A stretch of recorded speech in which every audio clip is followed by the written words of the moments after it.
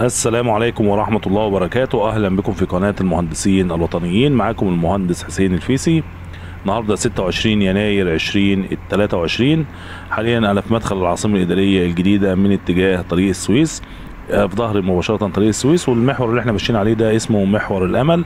على ايدينا الشمال منطقة المدينة الرياضية، وعلى ايدينا اليمين مستقبل سيتي، واحنا حاليا داخلين على اول حاجه في العاصمه الاداريه الجديده. ده مدخل العاصمه الاداريه الجديده من اتجاه طريق السويس. زي ما حضراتكم شايفين كده منطقه الام يو 23 دي منطقه مولات موجوده بين الحي السكني ار3 والحي السكني ار2. اللي ظهر في الصوره ده كده المدينه الرياضيه الموجوده شمال العاصمه الاداريه الجديده، لان طبعا زي ما حضراتكم عارفين في 2 مدينه رياضيه. في المدينه الاولمبيه جنوب العاصمه الاداريه الجديده على طريق العين السخنه، وفي المدينه الطبيه المدينه الرياضيه الموجوده قدام حضراتكم دي شمال العاصمه الاداريه الجديده. زي ما حضراتكم عارفين اول حاجه بنقابلها على ايدينا الشمال دي كلها منطقه مولات.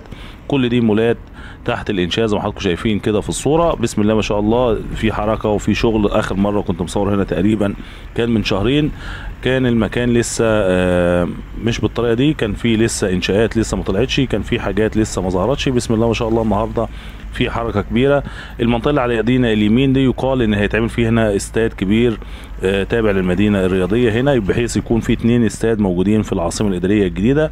استاد على طريق العين السخنه، واستاد شمال العاصمه الاداريه الجديده. طبعا المنطقه اللي احنا موجودين فيها هتكون حلقة الوصل بين مدينتي والمستقبل سيتي والعاصمة الإدارية الجديدة. يعني ال3 مدن بيتقابلوا مع بعض في المنطقة اللي احنا موجودين فيها دي.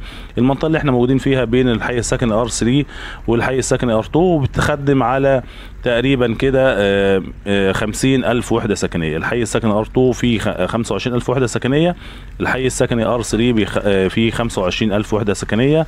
الشارع اللي احنا ماشيين فيه يمين وشمال كله منطقة مولات، وفي ظهرهم على طول منطقة مدارس على اليمين وعلى الشمال.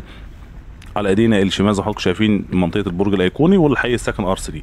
على ايدينا اليمين هنا في ظهر المولات مباشره الحي السكني ار2، بالاضافه لصف مولات تاني. يعني في صف على الطريق مباشره، وفي صف تاني على الاتجاه الحي السكني ار2 واتجاه الحي السكني ار3، بالاضافه لمنطقه المدارس الموجوده في يمين وشمال الطريق. يعني هنا مولات تجاريه، في مكاتب اداريه، في مولات طبيه موجوده في المكان اللي احنا فيه ده، بالاضافه لمدارس موجوده على جنبين الطريق.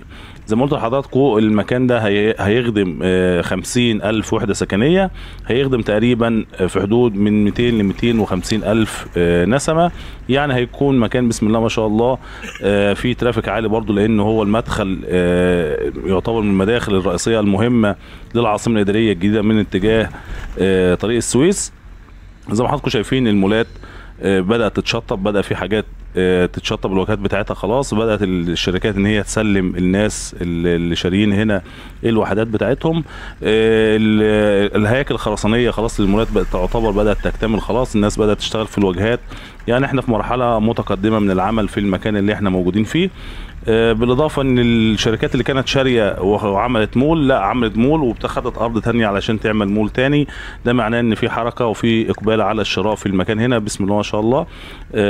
ده طبعا باريس مول وده باريس ايست، الاثنين تابعين لشركه بيراميدز، موجودين على الميدان الرئيسي اللي بيفصل بين الحي السكني ار3 والحي السكني ار2. في طريق هنا هيكون هنلف وهنشوفه دلوقتي، في طريق هيكون هنا موجود يربط بين الار2 والار3 بخلاف محور الوزارات اللي جاي من طريق الطريق الدائري الاوسطي ورايح لحد منطقه الوزارات. يعني في طريق بيربط بين منطقه الار1 والار2 والار3 بمنطقه الوزارات اسمه محور الوزارات.